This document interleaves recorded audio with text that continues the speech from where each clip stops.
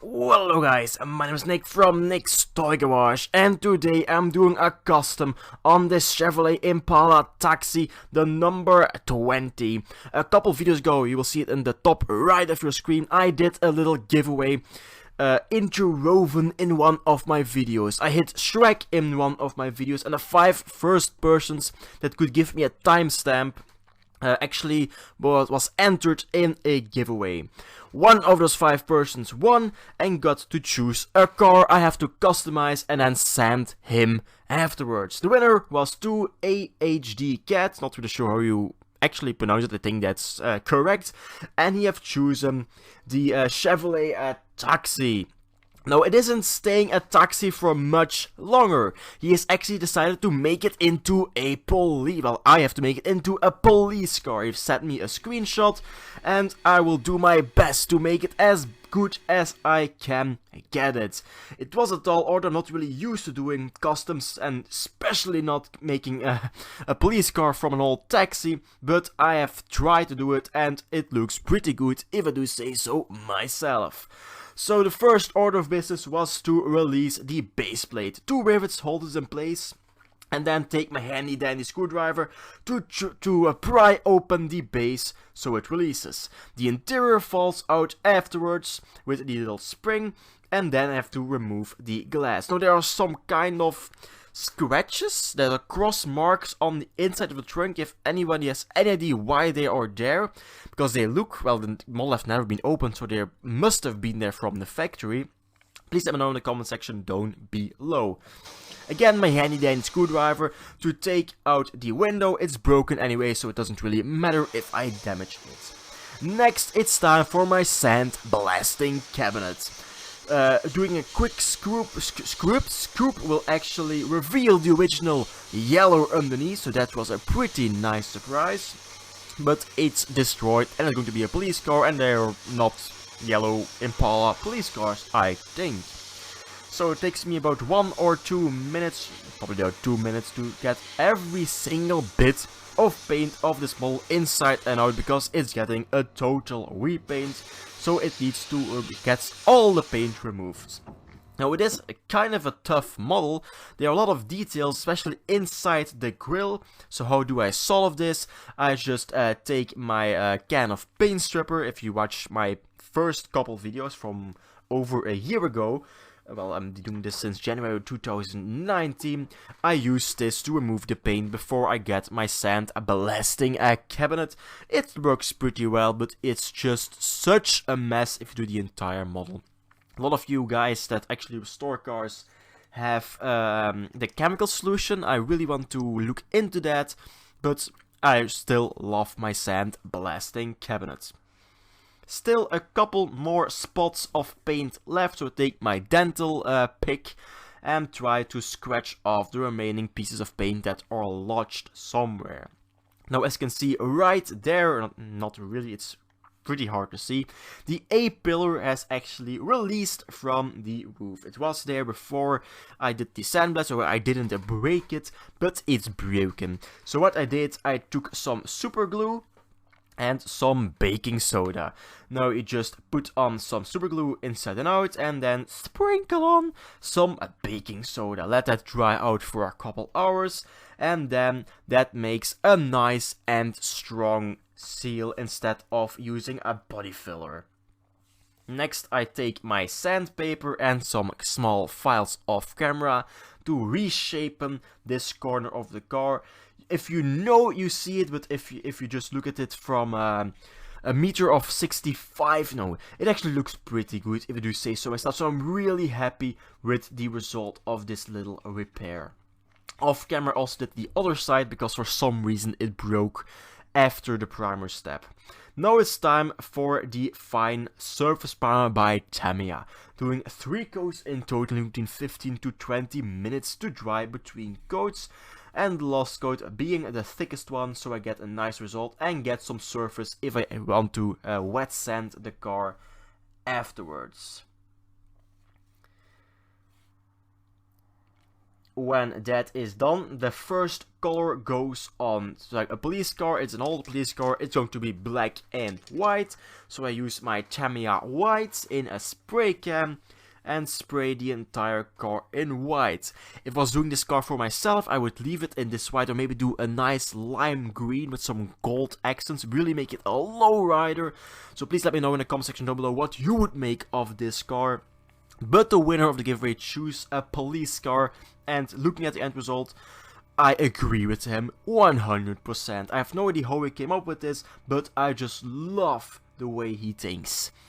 So next, when the white dries, I tape it off and do the black. It's a little awkward because you have to do the C-pillar thing it is. On the back has to be white, but the black has to protrude a little bit more forward. You see it in a bit if I take off the masking tape.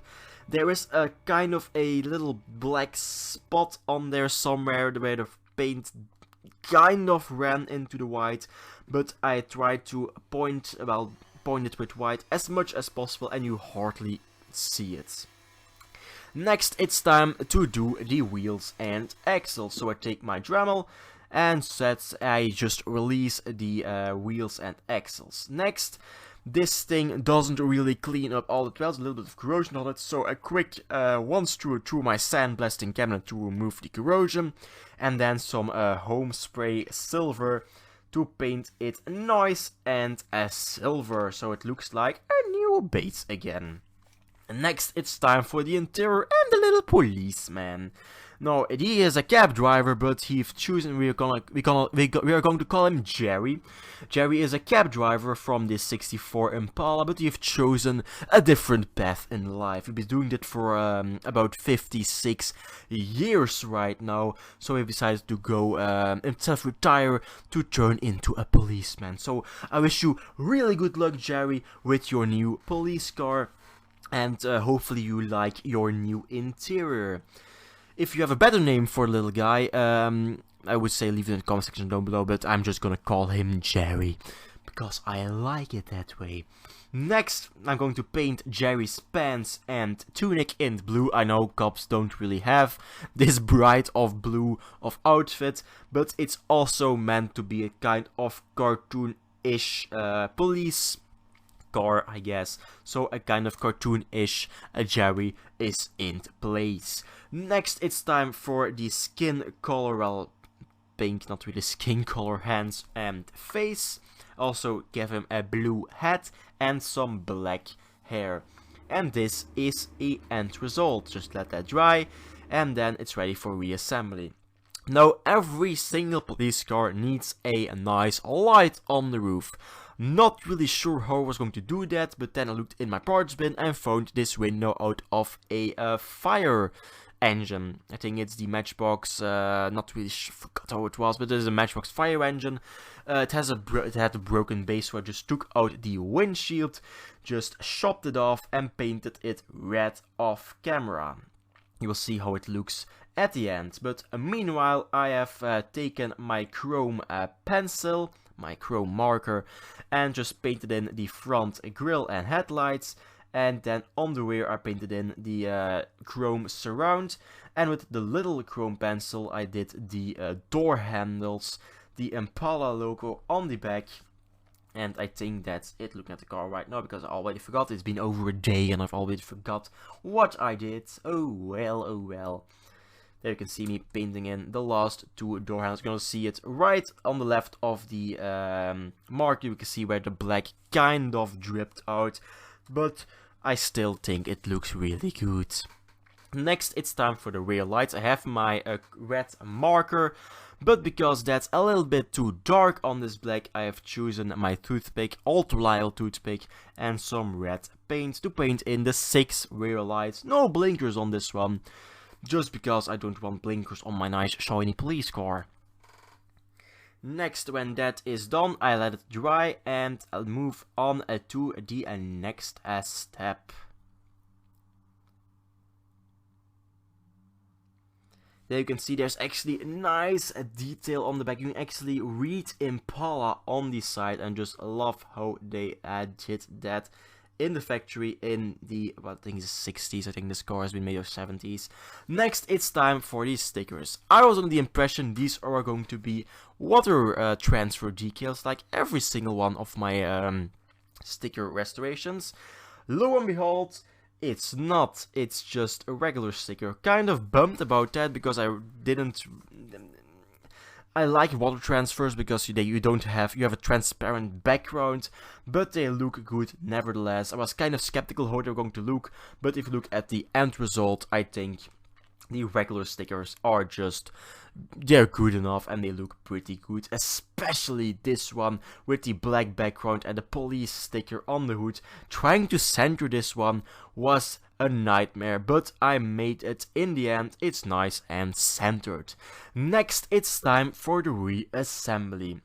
First, I do a dab of super glue on my windshield and then just slot it into place, letting that dry for a couple minutes before I continue.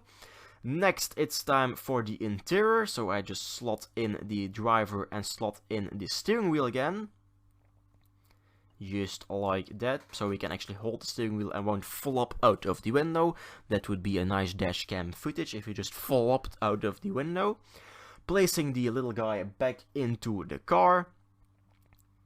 Making sure he's nice and seated. Obviously, he has been a rough life, 56 years of cab driving, and then now he's starting his police career. It's amazing what Jerry can do.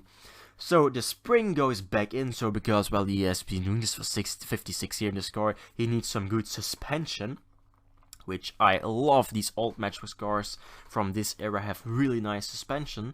And then I just reattach the wheels and axles, sliding one wheel and axle through, then taking my vice grip, because I forgot to prep it. That's how professional I am. And just crimp the axle back together. Just like that. Now, while I have your attention, please, if you have any, if you do want to support the channel, I've made a Patreon link on the top right of your screen. That's my ad break for today. Next, the base slots in, and off camera I glue in the little light because that was a pain in the ass to do. This is it before the restoration when it was still a cab driver, a black cab actually. And this is it after the restoration right now. It looks quite good if I do say so myself. If you agree or disagree, please let me know in the comment section down below. Also, don't forget to like, subscribe, and to see you, obviously, in a future or a previous video. I like it either way. And one more thing, I want to give a special thanks to every single one of my Patreons. Bye.